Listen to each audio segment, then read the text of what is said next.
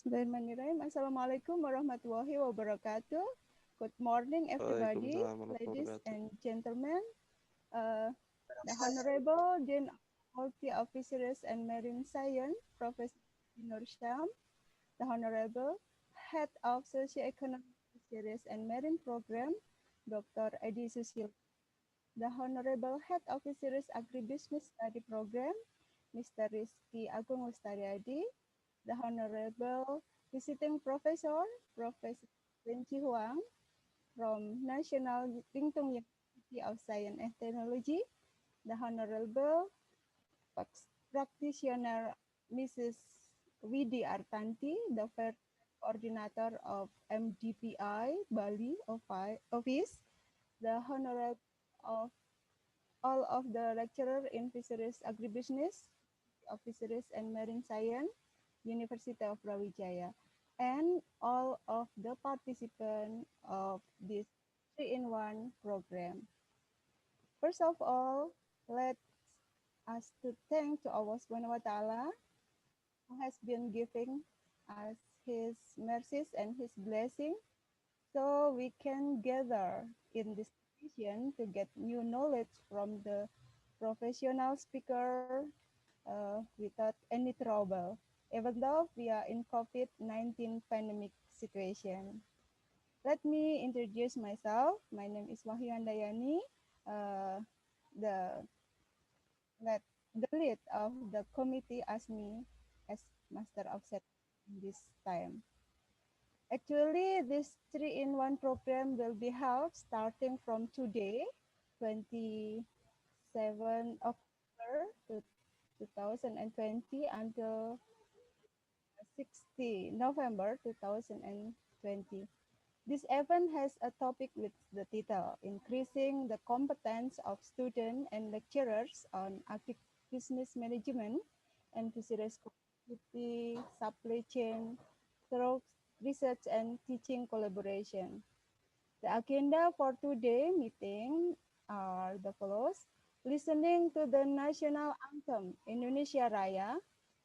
The second, report by PIC.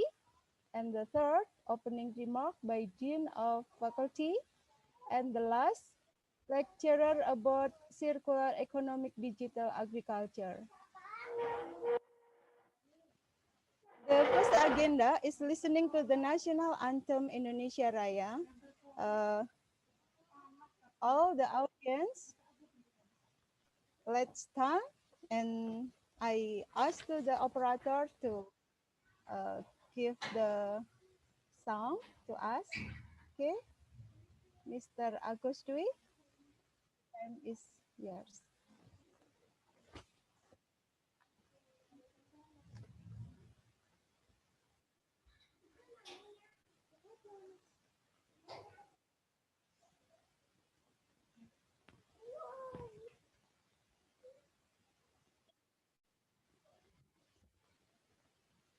Okay, let me sing Indonesian anthem, Indonesia Raya.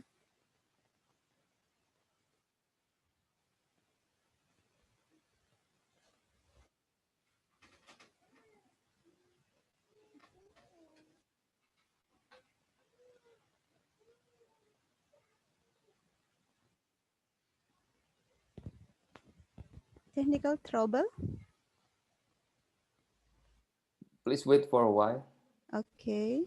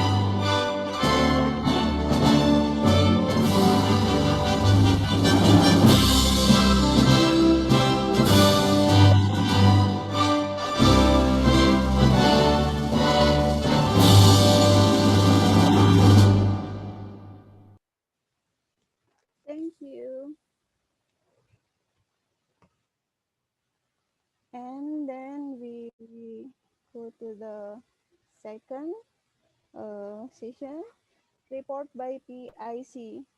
I let Ms. Chandra Adiantias to give speech.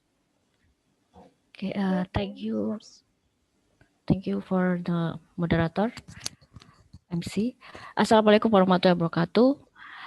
The honorable invited Professor Wen Chi Huang, and then the Dean for Fisheries and Marine Faculty, Universitas Brawijaya, Professor Dr. Insinyur Happy Nursam MS, the head of Department Social Economic Fisheries and Marine Program, Dr. Edi Susilo MS, the head of study program, Mr. Rizky Agung Lestariadi, SPI MBA PhD, the Honorable College and organizing committee and all the participants. First of all, let us say praise to Allah Subhanahu wa Ta'ala for His blessing us with the good health in this COVID-19 pandemic condition. Also, salawat as well as greetings. Let's also say thanks to our Prophet Muhammad.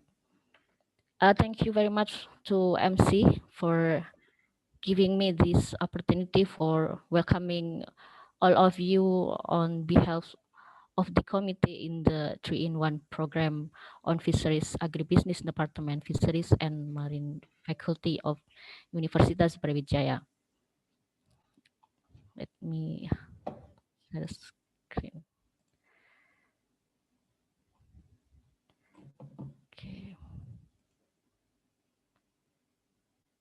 Oh.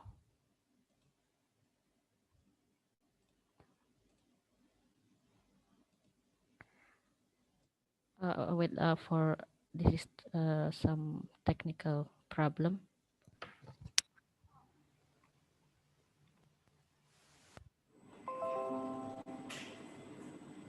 Mas, kok nggak bisa share screen.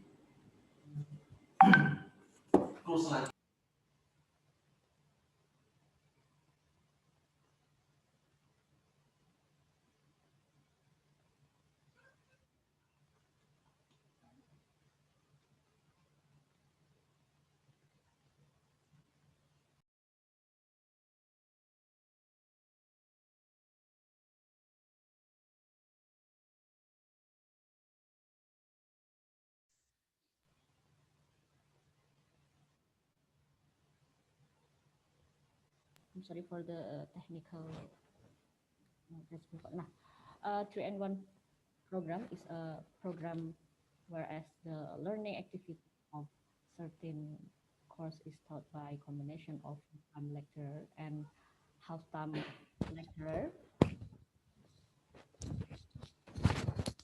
For visiting professor and practitioner in Universitas Brawijaya believe that the presence of visiting professor from merit university and professional practitioner may improve the innovation capacity of knowledge and technology through teaching, research collaboration, laboratory development, staff and student exchange, and etc.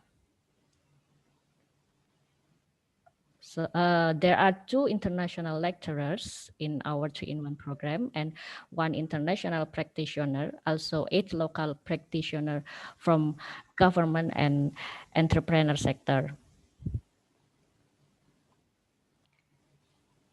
This is Professor Dr. Wen Chi Huang from Department Agribisnis Management Nasional Pingtung, University of Science and Technology, NPUST, Taiwan. And then Mr. Paul Gerard King from Griffith University, and Dr. Naimat Muhammad Abdul Rahman.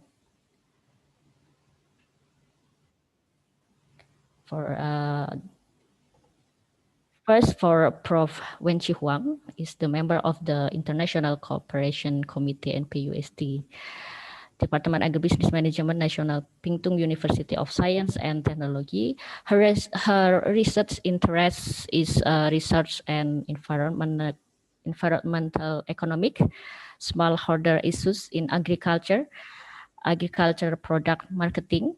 Also, here as her experience and career on this slide. And the second is Mr. Paul Giking, PhD. It's from Griffith Business School and Environment and Science from Griffith University. And Dr. Paul Gerard King is the second time he joins in the 3-in-1 program in Agrobisnis. And the third is Dr. Naimat Muhammad Abdirrahman Omer, who works in Fisheries Research Center of Animal Resource Research Corporation in 2013 until now. And he also time lecturer in part-time lecturer in University of Kassala. So now see the translator for VAO training courses in Freshwater Fisheries Research Center, PRI of China. And the 8th local practitioner is almost of from fisheries. And the first one is PD Artanti, Miss PD Artanti SPIMP. She is the Fair Trade Coordinator in MDPI Bali office. And then Mr. Maulana Firdaus SPIM SY, researchers BBRS EKP on Ministry of Marine Affairs on Fisheries Republic of Indonesia. And then Mr. Hakim Miftahul Huda SPA MSY, researcher also in Ministry of Marine Affairs and Fisheries Republic of Indonesia. And then Rahmat Dian Kuncoro is staff on Dijen Pengelolaan Laut in Ministry of Marine Affairs and Fisheries Republic of Indonesia.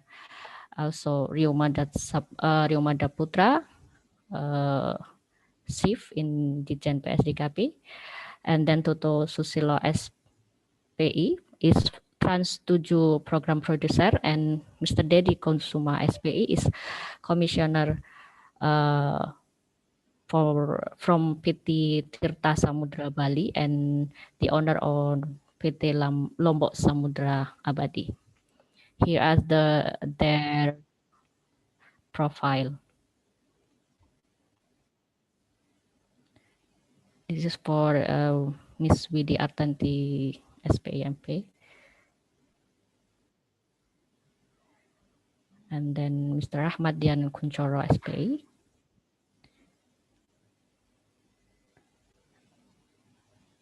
And then Mr. Maulana Firdaus SPI MSI. And Fisheries for Rio Mada Putra SPI. Hakim Miftahul Huda SPI MSI. Toto Susilo SPI and Dedi Kusuma SPI. And the timeline start from 27 October. We are until 16 November. Okay.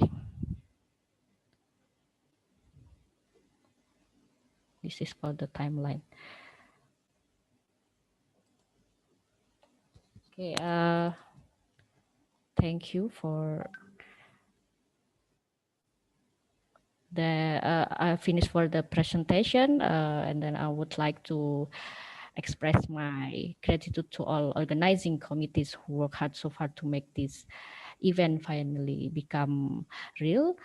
Finally, I'm sure there are so many things which have been uninvolved. On behalf of organizing committees, I apologize and ask your patience and forgiveness. Thank you. Assalamualaikum warahmatullahi wabarakatuh. I return back to MC. Waalaikumsalam warahmatullahi wabarakatuh. Thank you, Ms. Chandra.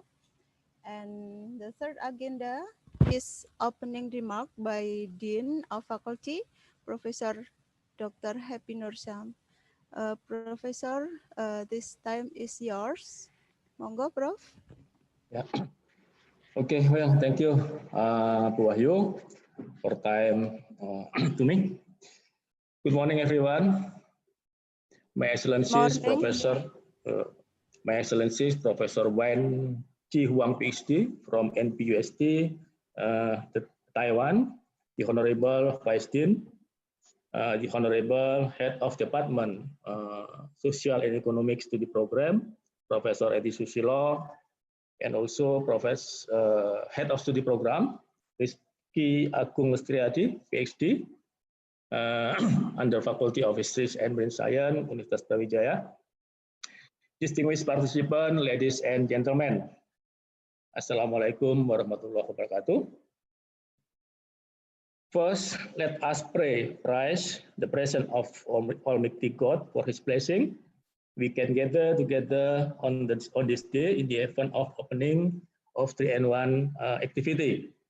I would like to take this opportunity to express my deep gratitude and word of appreciation to those who have helped in the implementation of 3-in-1 program that will take place in this time, especially to the head of the Agrobisnis Officeries Study Program under Faculty of Fisheries and Marine Science, Dr. Rizky Agung Lestriadi. And I express my deepest gratitude and appreciation to Professor Wen Chi Huang, PhD, who have agreed as a visiting professor for the opportunity to join with us today. Before we start this one, allow me to tell a little about the profile of Faculty of Fisheries and Marine Science. As we know that Faculty of Fisheries and Marine Science has located in Malang, East Java, and is one of the 15 faculties in UB, Faculty of Fisheries and Marine Science Faculty. And currently now, UB has top 7 for the best university in Indonesia. So we have a big student, number of students in UB, which is around 60,000 for the total student of University of Brawijaya, which is Faculty of Fisheries and Marine Science is around 4,000 students now in 2020 this year. We have 6 undergraduate study program and 2 study program for postgraduate degree, master and doctoral degrees, and all of them are accredited A by BANPT, like the Accreditation Bureau under Ministry of Education, Republik Indonesia. There are 120 lecture in our faculty, and most of them have doctoral degrees, and 12 lecture are as a professor. So, and we have 10 laboratories, 7 of which are inside the campus in Malang City, while 3 laboratory outside in campus. We have also a lecture research group. We have a research group, one of which is PPS Tangguh. PPS Tangguh is one of the research group under Agriculture of Fisheries Study Program. For the international cooperation, we have collaboration with several universities in ASEAN. We have also have a signing MOU between UB and NPUST and Pingtung, and we have a double degree program for the master degree until now. So we have a collaboration only, not only in ASEAN, but we have collaboration between UB and the Asia University and several universities in Europe and also in Australia. In closing my remarks, I would like to sincerely thanks to the committee, Dr. Rizky Agung Lestriadi, PhD, Bu Wahyu, Handayani, MSc, and all of the Fisheries Agrobisnis Studi Program lecture for their supportive attitude and enthusiasm, which have continuously start preparation until today. I hope everyone can take some positive issue related to this lecture. And finally, it is time for me to officially announce that opening of the N1 program by saying Bismillahirrahmanirrahim. And I hope the days for this interesting program can be useful, and hopefully you can stay at home comfortably. Thank you very much. I warmly welcome you again. Wassalamualaikum warahmatullahi wabarakatuh. Waalaikumsalam warahmatullahi wabarakatuh. Thank you very much, Professor Happy Nursyam, for the opening this, and thank you for everything too, for supporting and etc. Yeah. And then we go to the next session, next agenda. All the participants, would you like to turn on the camera? And because we will have a photo session. Okay, Mr. Agus Dwi, would you like to take the picture together Should be back again. as Okay. operator? Oke, baik, siap. Thank you very much. Mohon minta tolong kepada teman-teman mahasiswa untuk menghidupkan videonya, videonya untuk bisa kita ambil gambarnya. Total ada 12 slide di sini, kita coba satu persatu. Oke, baik, kita mulai slide yang pertama. 1, 2, 3. Oke, next, slide kedua. 1, 2, 3.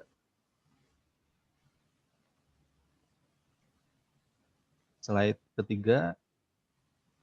1, 2, 3.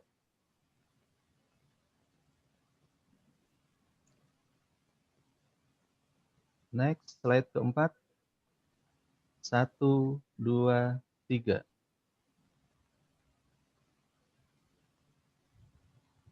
Slide kelima. 1, 2, 3.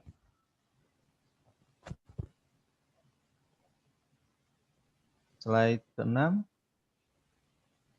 1, 2, 3.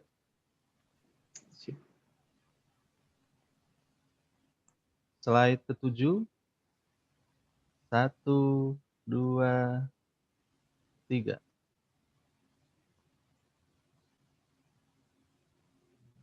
Slide ke-8. 1, 2, 3. Slide ke-9. 1, 2, 3. Slide ke-10. 1, 2, 3.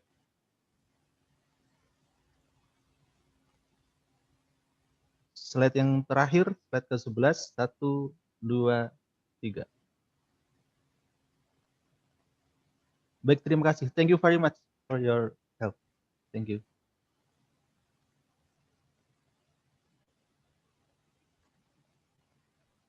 Thank you, Mr. Agus Dwi.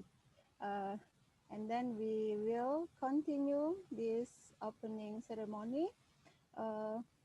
Now we go to the last session of this opening ceremony. I would like to say thank you to all the participants, all lecturers, visiting professor, especially Prof. Happy Nursyam and all for joining this opening session. Last but not least, thank you for your attention, and then forgive me for the mistake as master ceremony today. After this opening ceremony close, we will go to the next session, guest lecturer. I think. Okay, thank you. Assalamualaikum warahmatullahi wabarakatuh.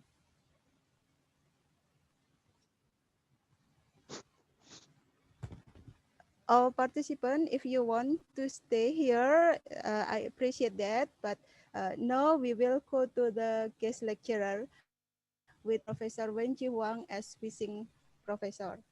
And I will open actually my double duty after as master ceremony, and then I will do moderator in this session. Okay, I will open the guest lecturer. Bismillahirrahmanirrahim. Assalamualaikum warahmatullahi wabarakatuh. Welcome again to everybody. We will join with the lecture with Professor Wen Chi Huang as guest lecturer. Before I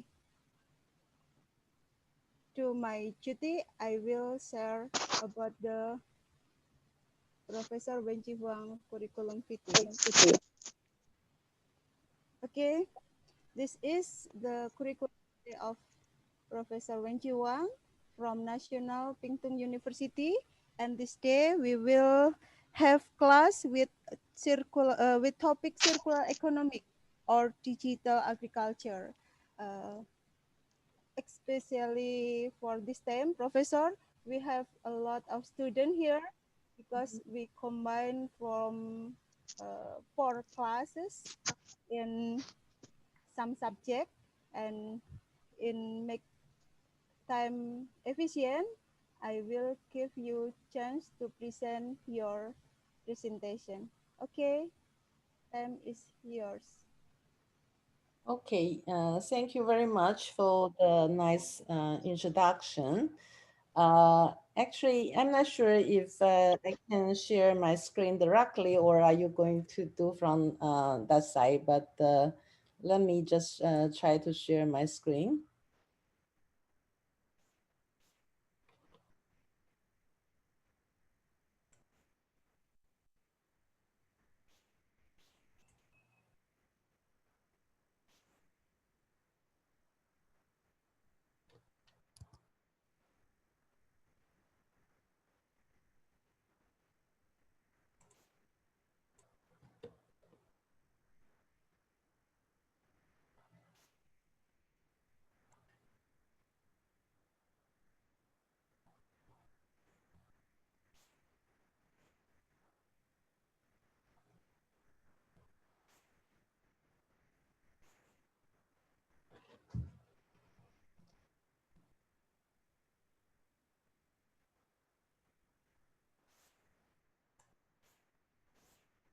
Well, I have not been able to share it. I sent it over to Miss Kandra, the file. Can you play my PowerPoint from that side? Oh, okay. Yes, sure. I try to check first.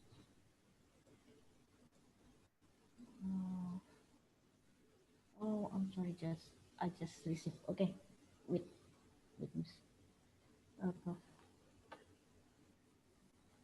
Maybe you can send to the chat or to Miss Chandra maybe. Yes. I already download. Wait for a second. Okay.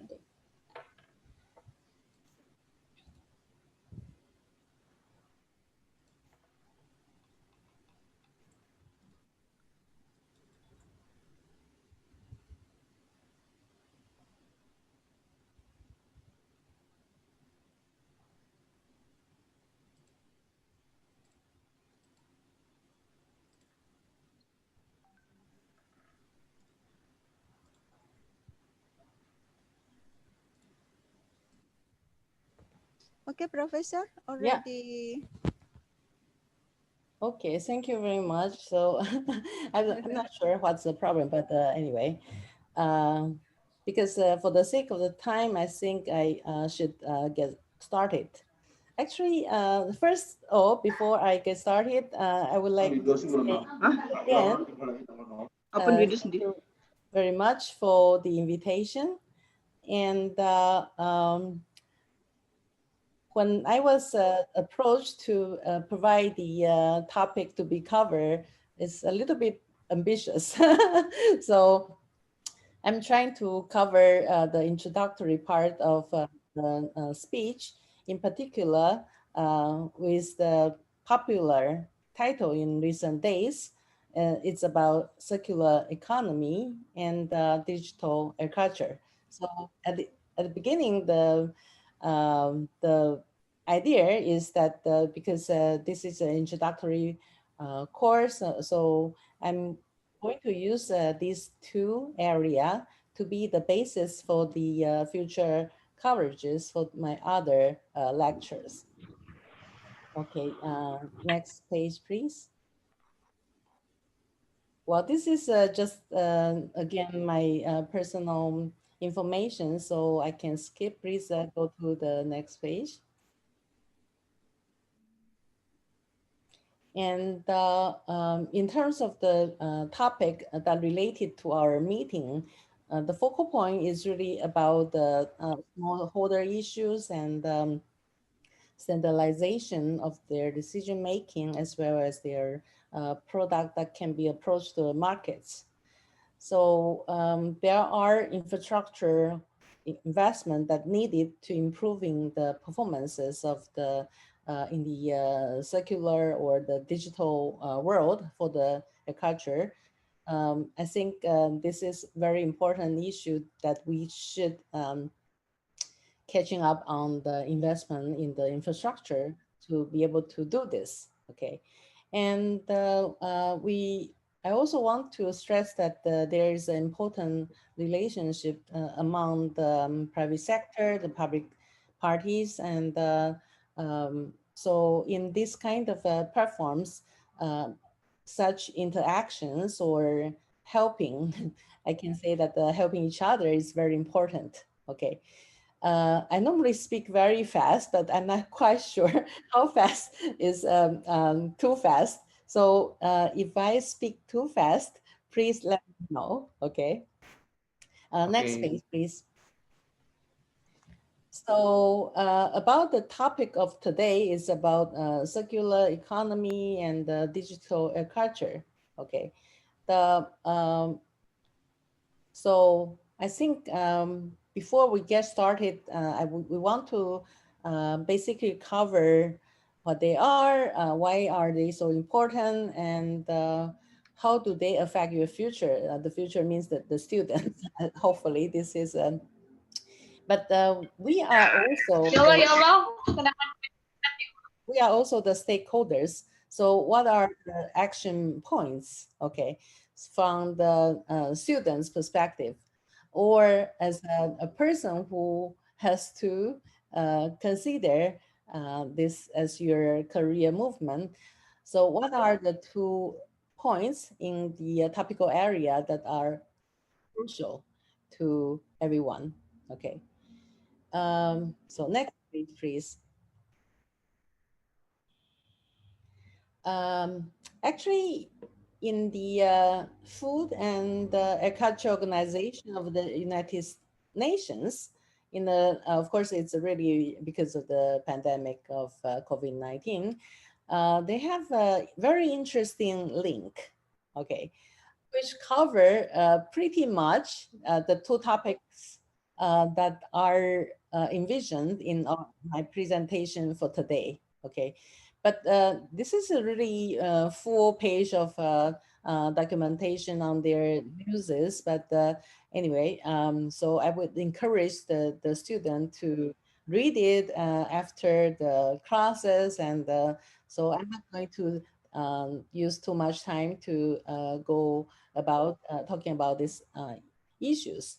But in here, the topic was circular economy, okay, and COVID-19, okay. So it is dealing more mainly with the issue of waste management. And for the digital technology, it's the application of digital technology to link it with the identification of problem area for COVID-19. So I think there are quite interesting use of the tools being covered. So, but as I said, we should know a little bit more about these kind of terms before we investigating on the content of the FAO report. So this part, I would also encourage the student to have a look at later. Okay, so I'm going to please move to the next page. So when we talk about circular economy, of course, we have to talk about linear economy and how it differ from circular. Okay, circular, of course, is a circle. Circle means that everything's got involved and never leaving the system.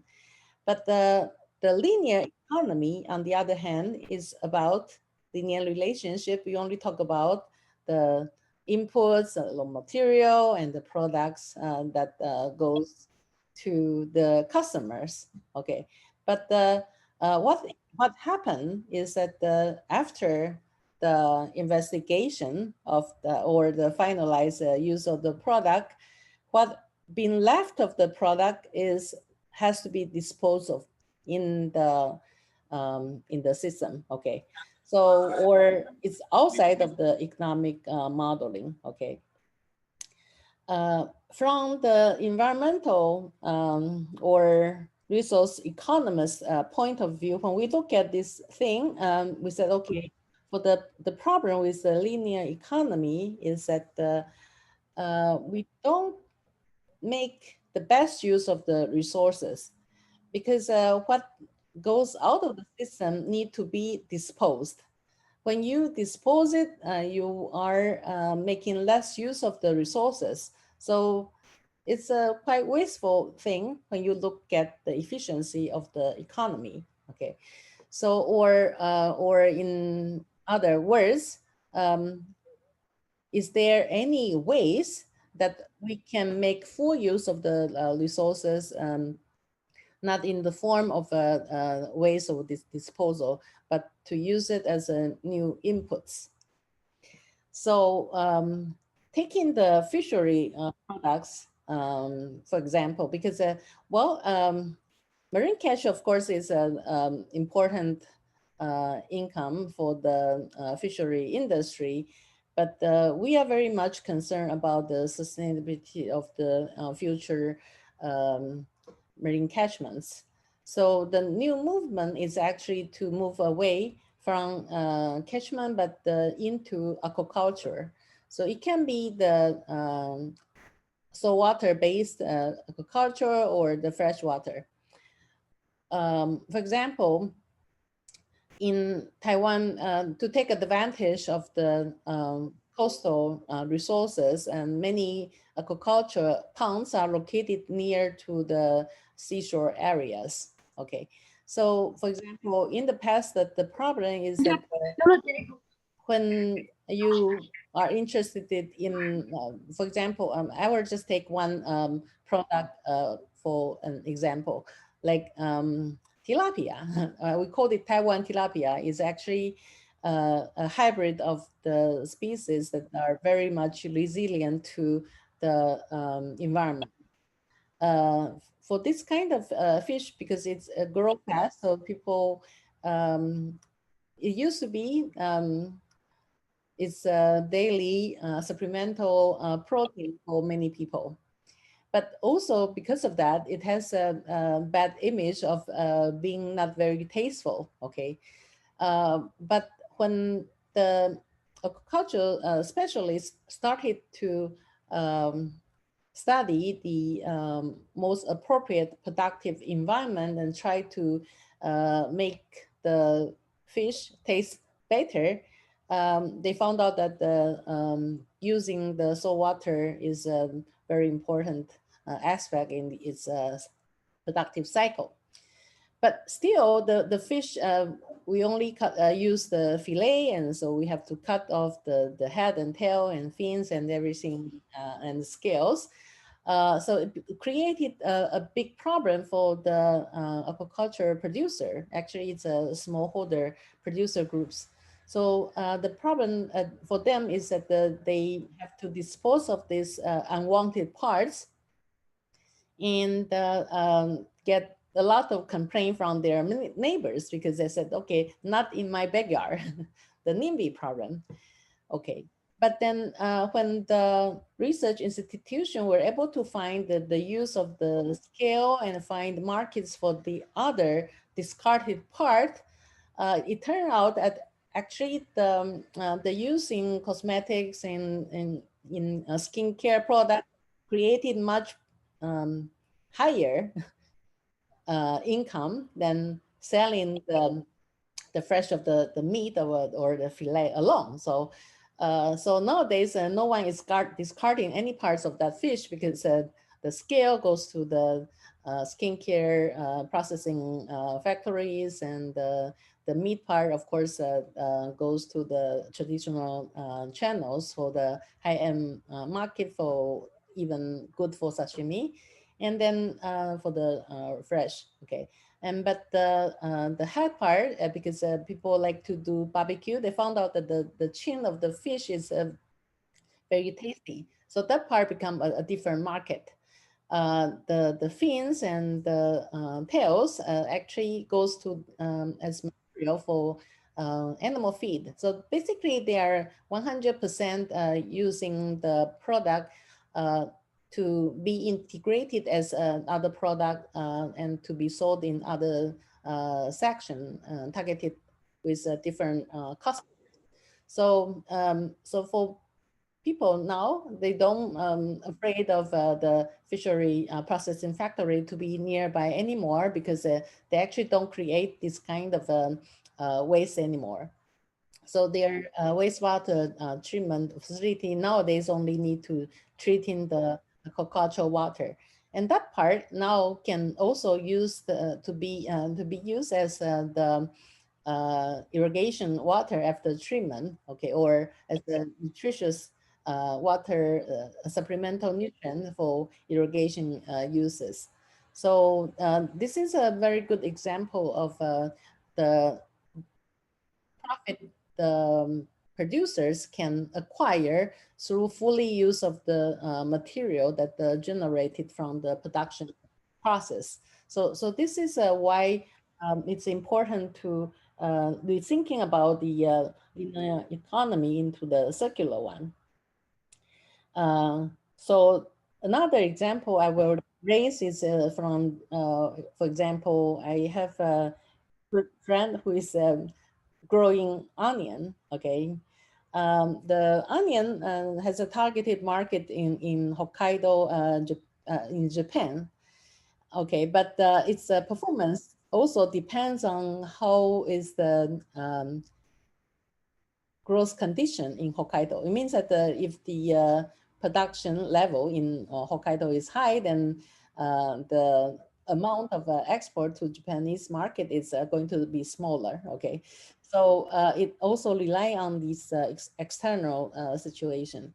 But the complaint actually the farmers gave me at the beginning when we had the collaborative project was that he said he's using completely organic production methods. So there is no chemical use. His farm has been certified as an organic farm. But even the product has been, I mean, the production site has been accredited for organic practices. But for the market, is they still look for the onion product that are perfect in shape, okay? They should not be too big or too small, okay? So the problem then is that what happened to this misshaped onion? Even though, you know, onion in the organic onion in market is very expensive, but still people don't want to buy the misshaped one, okay? So he approached to a food company, and they agreed to process for him into like cookies, okay? But then because he has no other use at that time, so the food company told him that because you're not getting any good market performance for these misshaped items, so we are helping you to processing it Okay, but then we are just saving your waste disposal fees. So they are they are not very much willing to pay high prices for the misshaped product, or even ask for the waste, disposal charges from the farmer. So the farmer got very upset about having to this. And so there is a new incentive for him to consider other markets. So what it turned out, what he did was to making integrated operation of his onion production with rearing free range chicken. Okay, so now he cooked the onion for the chicken, and then find a good market for the chicken, because there is a special meal preparation for people who, the new mothers who just delivered the baby. In the Taiwanese tradition, those moms need to be taken very good care of. So there are special central kitchens prepares meals that are pretty expensive for them. So they are happily receiving very healthy chicken for their meal preparation. And then the farmer also created much better income prospects. So this is another example that the using the circular economy idea that they can benefit from the process. But sometimes relying on external agency to do it is not very much profitable for the farmer. So they would like to try to do it within their own system. Anyway, so, but if the government can come up with link point so that the different sectors of prayer can be in the cluster way to deal with to use materials that are maybe secondary for the initial customer, but they can be used as other inputs into the other sector. Okay, so I think with this graph, I talk a lot of different things. So please move to the next page, please. Okay, so we talk about why circular is important. Actually, I think everyone is now, as this UNSDG 2030 came into place since 2016, people are getting more familiar with that, with this figure now. So the problem is really about our linear system is not very sustainable. So how to be sure that the can be sustained has to be a joint effort at the global arena. As most of the students from this class is from fishery related, and of course, because it's about agribusiness, so there are many components of these SDGs are pretty much related. But I would like to turn to the next page to explaining the SDG number 14 about conserve and sustainably use the ocean, sea, and the marine resources. So there is a very interesting organization. It's actually web-based tracking devices. So basically, this is about tracking the performances from all the SDGs. Okay, so again, I'm not going to show the web page because about the performance of SDG is not really the focal point of the talk today. But I would like you to have a look at it, this website, and because I have the provided a link from the bottom, and it's quite easy if you can key in the keywords like SDG tracker, you can easily get find their links in here. In here, it actually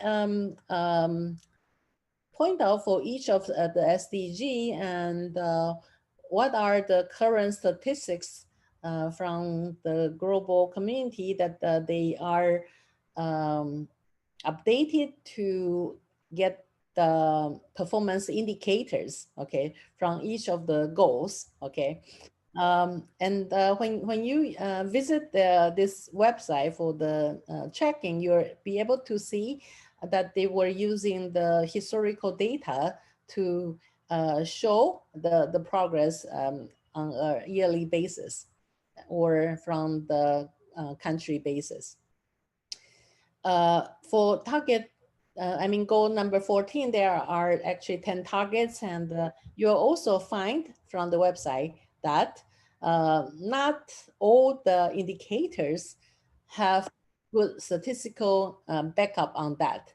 Some of data probably are not from the global data sources available or from the national reports, but some private organization might have it. So actually, it's very interesting that in this web link, they also requesting the viewer, maybe the private sector or the civil society organization or some organization might have data to answer to some of the questions, like acidity of the marine waters and other things. They said they still cannot find the official data globally.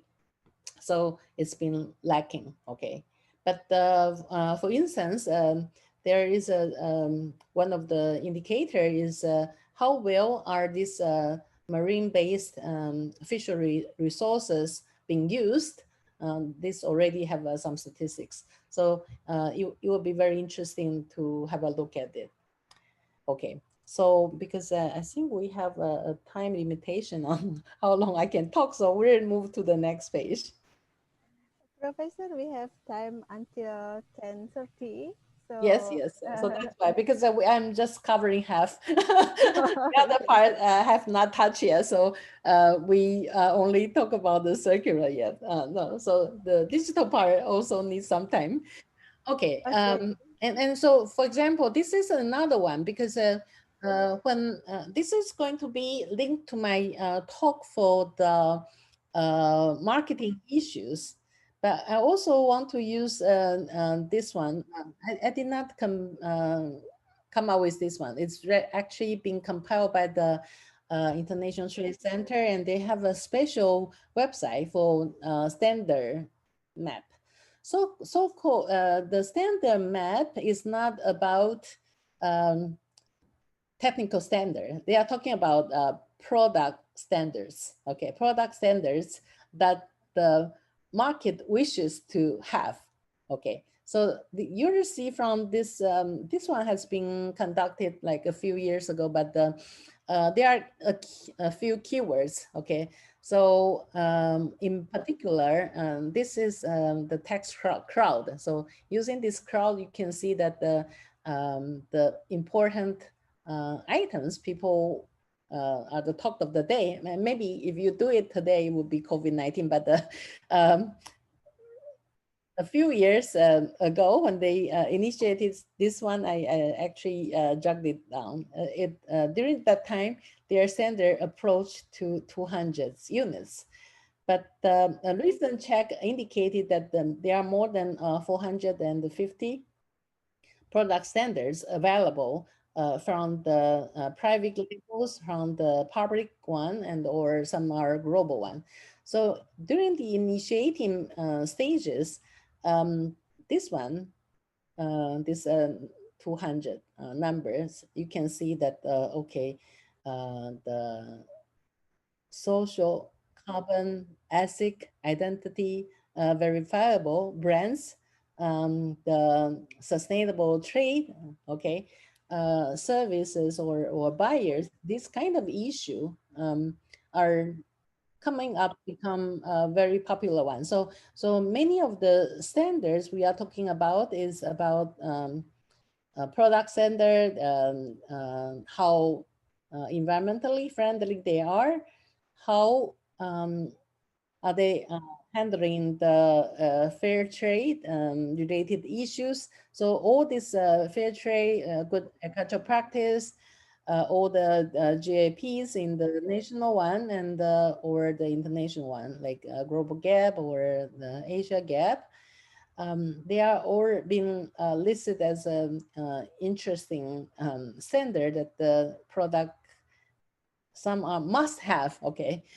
When some of the product become, I mean, some of the standard become national requirement for entering the new markets. Okay, so so compare with the starting point when they have the standards map. The International Trade Center now actually called it the sustainability map, because these standards, many of those are related to sustainability. It can be sustainable production, it can be sustainable livelihood, biodiversity, taking care of the rainforest. Okay, so there are many different initiatives to take care of the welfare of the workers. Okay, are also part of the game. Okay, for example, taking the global gap as an example, it's not just about product. It's about the workers' welfare, the health issue. They are not using child labor. All this kind of thing is being included. For the marine product, for many years, there has been the marine stewardship certification indicating that the fisheries conducted are friendly to the smallholder. They are not wasteful. They try to shorten the channels between the collector to the processor. So I think there are many things happening, and but why these standards are there is because they're used for trade. Okay, it's being either hindering the state, the trade, or speeding it up. Okay, because they want to make sure that the customer who are looking all these terms and they are concerned about it is able to find the product that they feel happy to have. Okay, I think this is why we have growing number of the certificate coming about. Okay, next page, please. Now, finally, I can go to the digital agriculture. So I think the interesting thing about this one is that the people never talk about productivity 1.0, 2.0, but suddenly you get the productivity 3.0 and 4.0, okay? And it becomes very popular tech words from this region, okay? When I went to Thailand, they have Thailand Productive 4.0. In Taiwan, we have productivity 4.0, and then we said, okay, it's not just productivity 4.0, it has a special meaning for agriculture productivity 4.0, okay? So our current president is Lady President Dr. Tsai Ing-wen. So when this is already her second term, but when she got elected for the first term 4 years ago, she said we need to develop 5+2 industry. In her 5+2 means that the 5 key industry area, strategic industrial area that need to be developed. +2 is really added component. What did they add? This +2 is actually plus smart agriculture. So basically agriculture 4.0 and then circular economy. So these are the two added components to her goal for before 2030. She wanted those items to be prioritized. Okay, so actually in the smart agriculture in her tagline is actually says new agriculture. So we have an image about agriculture being a very challenging field of work. That's why we have a terrible situation in Taiwan, because our average farmer's age is, according to the census data 5 years ago, was 62.5. And when we go ahead to look at the data from 10 years ago, it was another, it was 55. So it means that the people, it means that there is no new people into the industry. So that's why the average age of the farmer is growing older as the your census data proceed. So one of the ways to entice the young people into the trade of agriculture is telling them that the agriculture is not the same as the old agriculture. So now you can sit down in front of your computer screen, you can bring along your cell phone and do your managerial decisions from there. That's what I want to say, okay? And very interesting thing is that actually today in the morning, before I started attending this webinar meeting about the to give my lecture, I attended another one, not as a speaker but as a participant, because it's being held virtually and physically. Physically means that it has physical presence of people in the conference room. But for us who cannot travel to Taipei because other engagement, now can also participate it virtually. And because they invited the speaker from all over the world, so they need to be conscious of the time zones. So their meeting actually started from 8:30 because they had the speaker from US who at the East Coast of the United States is almost 12 hours behind us. So they, after the meeting, they are ready to go to bed. Okay, and then for the afternoon session, because they invited a speaker from Europe, so the starting time is 3:30. So in between time, they have like 5 hours empty, but just to be able to accommodate a speaker from different time zone to be more comfortable in the time zone they belong to. Okay, but it's about digital opportunity, about really it's because of the COVID-19 and many lockdown situation actually boost up the digitalization of trade. And so not only at the beginning, it's not really cross the border, it's really to look at anew from inside of the domestic system. I think we are very much aware of it. I'm just taking this and say, oh, okay, now there are like very interesting topic covered, okay? And actually, the day after tomorrow, October 29th, there is another webinar held. The topic is about smart agriculture and the supply chain, okay? So the focal point is a little bit different because this one today is more general. Not just about agriculture, but the one that will be held 2 days from now is actually jointly held by 3 organizations. One is NARO, it's a Japanese agricultural research organizations. It's an overarching umbrella organization for all the agricultural research organization in Japan. So basically it's a government entity. Okay, and the other one is the FFTC Taiwan. It's a headquarter. It's a food and fertilizer center. The third organization that jointly implementing it is a Kasesa University from Thailand. But the physical meeting is going to be held in Tokyo. So maybe the next speech when I had to talk about, we can share some of the thing they come up with. The next page. Okay.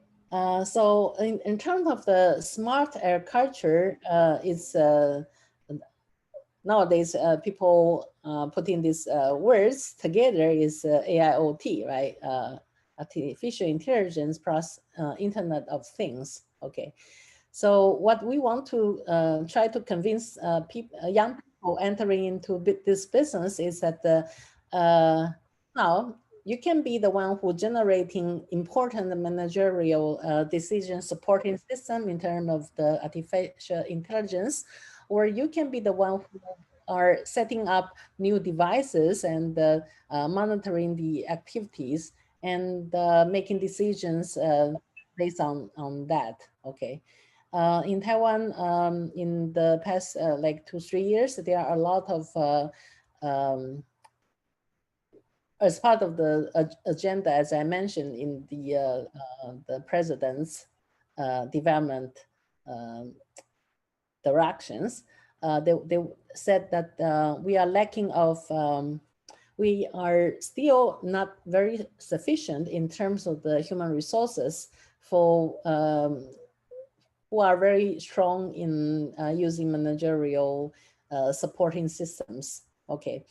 And our management information system or the computer science, you know, specialists or student, when you talk to them, they have a lot of opportunities. So they are not so interested in the domain specific application. For example, for agriculture application, they say, oh, we don't know much about agriculture, so I'm good at designing software, but I don't know about this domain knowledge.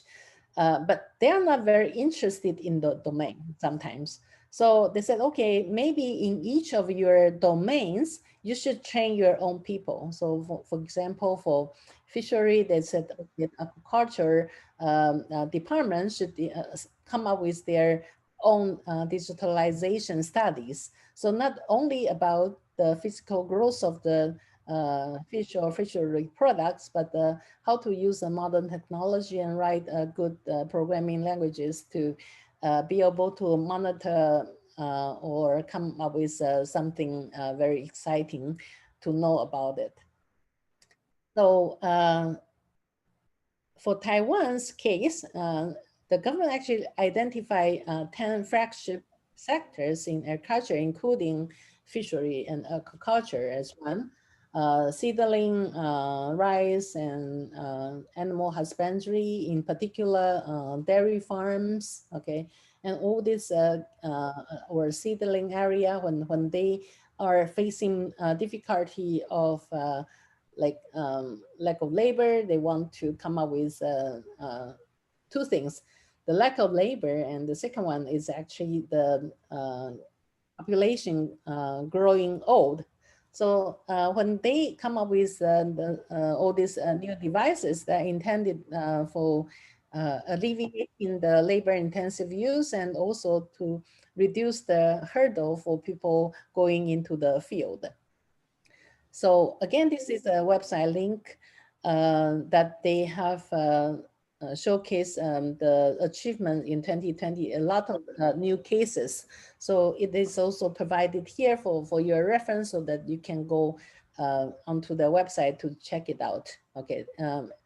It doesn't seem to be a government website, but it is being supported by the government so that they can be shared, including some Facebook linkages as well. So in particular, I listed out two which are related to the fishery. Maybe there are a lot more, but I just came across with it. And the first one is actually from marine catch. So it's using some videos under the water so that they can identify where the fishes are. And so they want to, but sometimes it's very difficult just to look at the image. So they are adapting a deep learning method from the very much experienced fishers to enhancing the ability for the detectors to identify the fishery varieties to help the speed up in the process. And the second one is a smart culture IoT management platform. You can also go into the detail to have a look at it. Basically, it's linking with smart sensing devices so that people don't need to go to the ponds to investigating what is the situation in the aquaculture pond.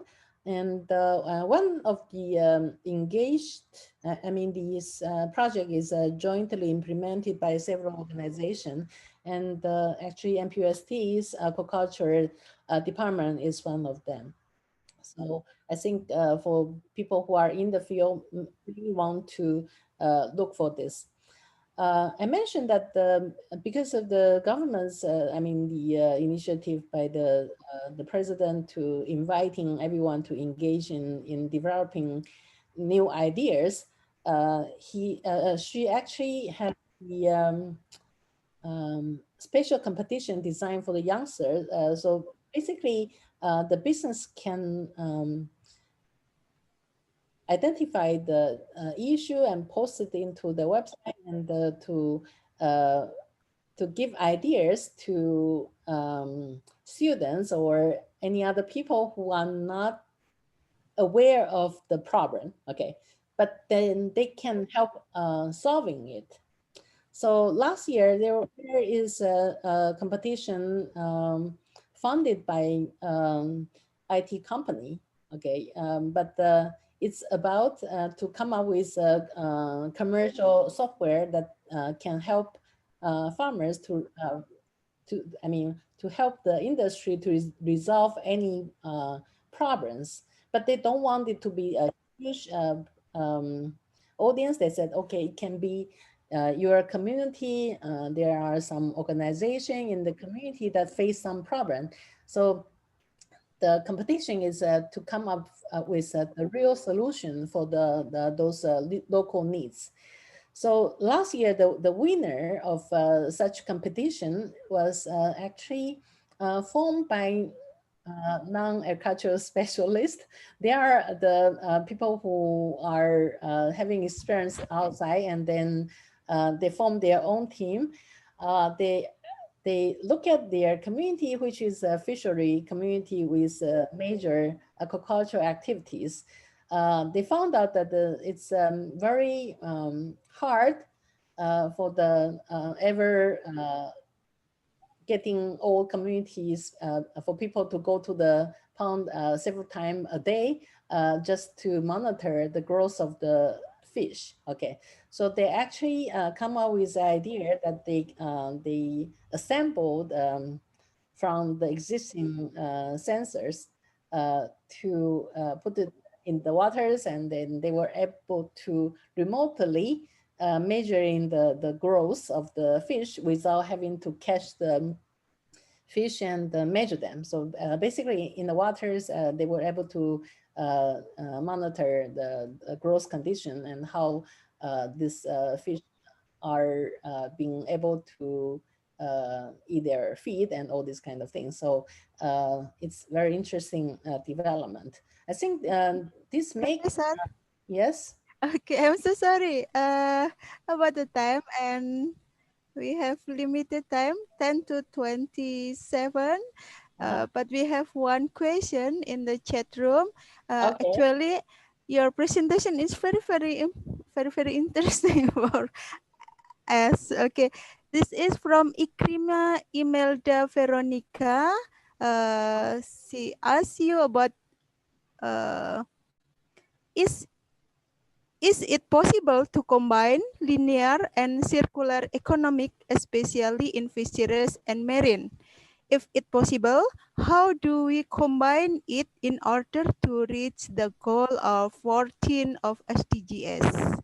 Okay, that is the question, Professor. Yes. Yeah, I think idea of putting them together is, and actually that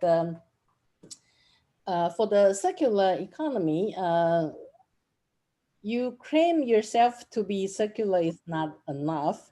Yes, And there is a need for, as I mentioned, that the agency or the stakeholders in the engaging in different sectors need to know from each other, what is being needed for them to enhancing the circular economic perspective. Because sometimes you said, okay, I have a good idea, but actually I don't know where to get the material.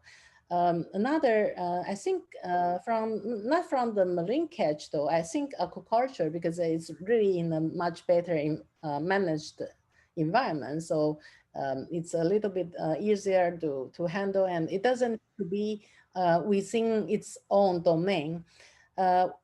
There's one professor from the aquaculture department who study animal feed in our university. And he's a very well-known professor. But when I look at one of his recent research, I said, wow, this is interesting, because what he did is actually he used the coconut, not the cacao shell, cacao. chocolate, because cacao is a new product for Taiwan. We are new to this industry because chocolate is loved by everyone. Okay, and then they said, okay, why don't we grow our own? So so we claim to have zero mileage chocolate bar. Even on our campus, we are growing a cacao tree, and then but then when they started doing it, they said, what do we do with these shells?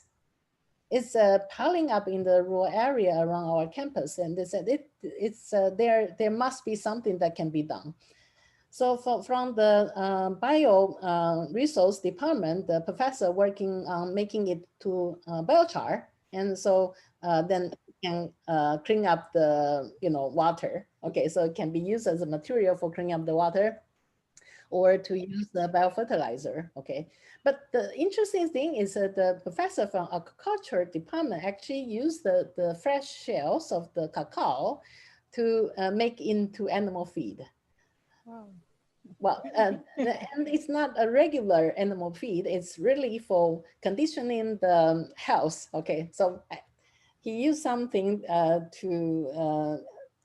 I'm sorry, I'm not the technician, so I cannot say in details. But so this is one way to be able to, for them, it's really to link with people. They said, okay, actually we don't know who is producing cacao.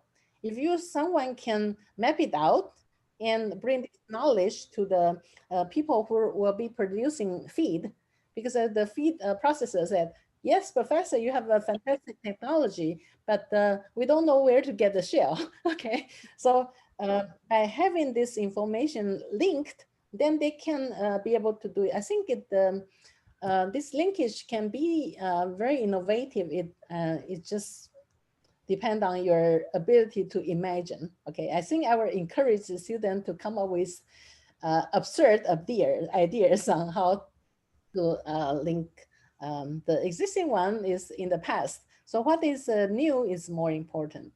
Okay, actually my PowerPoint probably ended just like that. So it's not, there is nothing too much been there. So you are not losing out too much, even by answering the question. The question. Yeah, Okay. so. Very, very interesting. And that is about linkage and about networking, and Yes. everything become easier after we go to 4.0 with internet and etc. This is very, very but in pandemic season that is I think some we have trouble, but some we can how to say, to handle the problem with the technology of information. Okay. Yeah. Well, because I try to link with fishery. In Taiwan's case, actually, we studied a lot more on the land-based one. So like, okay, it's actually already we have farmers linked with the blockchain technology, and he is smallholder farmer, but he can start it to export his product because um, the outside market said it's wonderful because I can be sure of where your product come from, all the processes, and he has a few video about the wildlife, so he the documentation is ready available for all the customers. So they said, oh, then I know that you are not making fake materials. Okay. We know exactly how it got grown. Okay, Professor, we have another question from Mr. Zainal Abidin, your student too. Okay, in the chat room. Okay. Huang, I'm Abidin. It is very interesting to learn from Taiwan agriculture, especially today's topic about IoT. Could you inform us more about the impact using IoT on productivity of agriculture and aquaculture in Taiwan? Well, actually, for the application of AIoT, I have one student from Czech Republic. His thesis title is really this, okay, and he was conducted a research in Taiwan, so targeted on young rice farmers on see how this application of AIoT affecting their, how do they make that decision on to adopt or not, because I think for rice, it's for Taiwan is more than 95% mechanized. So the new thing is really how to use because the machine is already there. Now they just need to change it to smart machines. So the basic profiling of the land information through the geographical information system is already available. So by linking the, as I mentioned, the smartphone-based decision tool can easily adopt it. But now they don't need even to scout the field because now they are sending it the drone outside to making the chemical application of fertilization. So, but that machines, it's quite expensive and need a professional to operate on it. So I get acquainted with one, initially it's a chemical company, but it's really focusing on agriculture. So they have this information, computer company, computer software company as one of their group member. Okay, so this special group, what they did is that because this fertilizer company has more than 400 branches all over Taiwan that are selling fertilizer to farmers. And they used to use this place as also collection point for products because this business group also have a supermarket. So they have a logistics center. They actually use their fertilizer, the shops to collect the products. Okay, so they said, okay, the farmers are getting older, and by using this drone, they can actually be more efficient.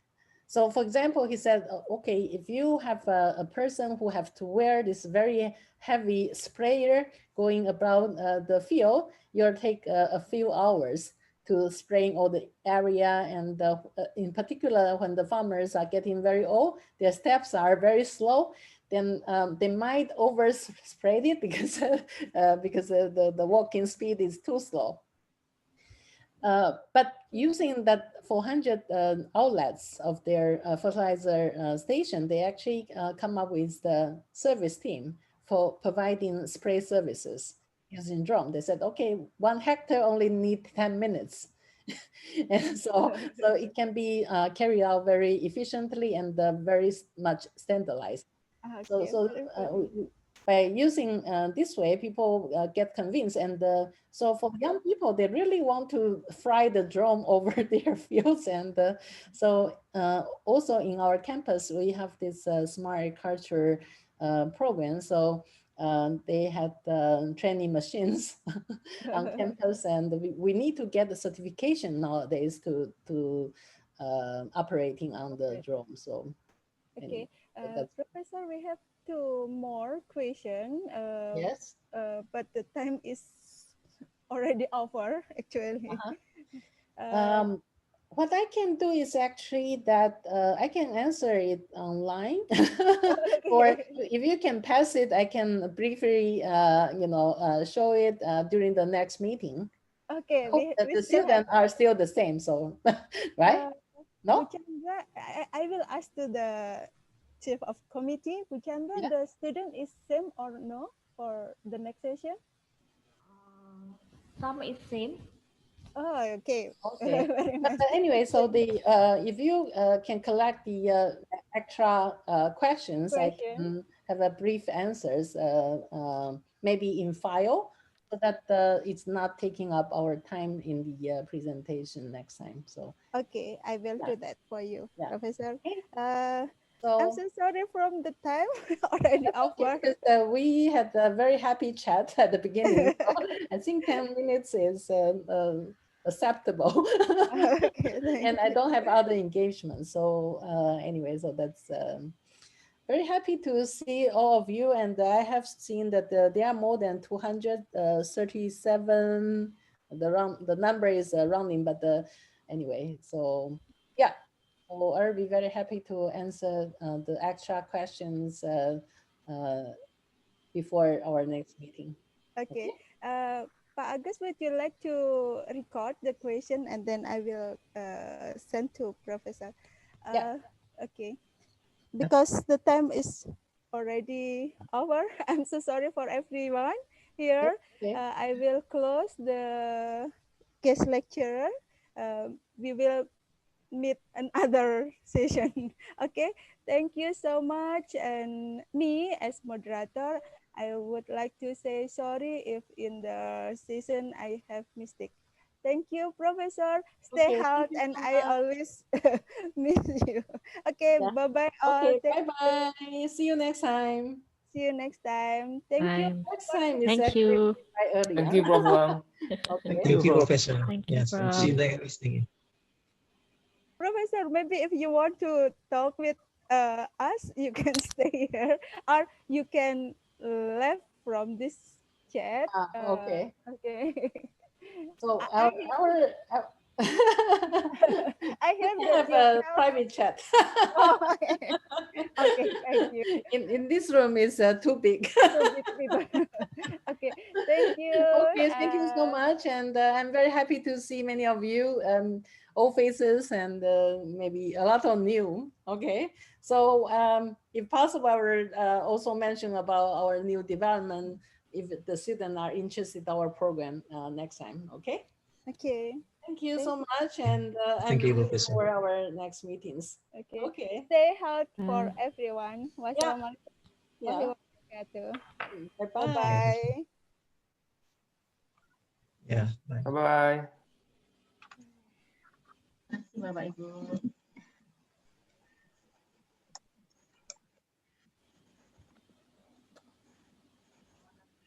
Mahasiswa yang sudah hadir. Pak Agus, yang chat Iya, Bu. pertanyaan tadi udah di saving ya? Karena kalau Iya. sudah ditutup hilang biasanya chatnya. Iya. Okay, thank you.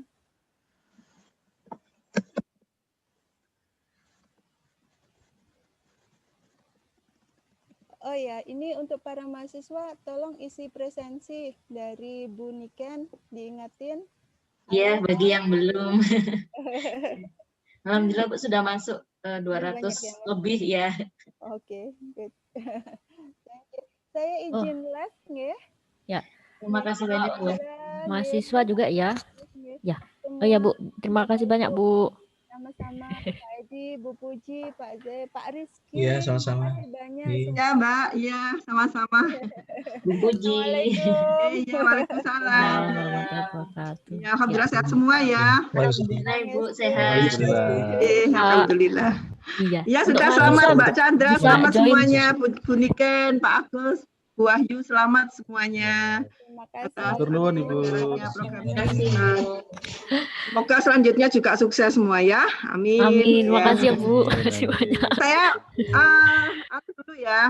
Oke, Keluar Bu. dulu jam 12 saya nanti mau ngajar. Ya, assalamualaikum. Ya. Waalaikumsalam warahmatullahi Waalaikumsalam warahmatullahi wabarakatuh.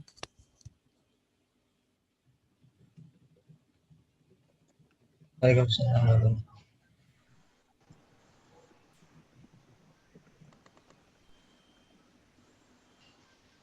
Mahasiswa bisa join di next meeting ya. Nanti bisa di-share infonya dan teman-teman semuanya sukses ya caranya. Terima kasih banyak Pak Zainal. Terima kasih banyak Pak Zainal.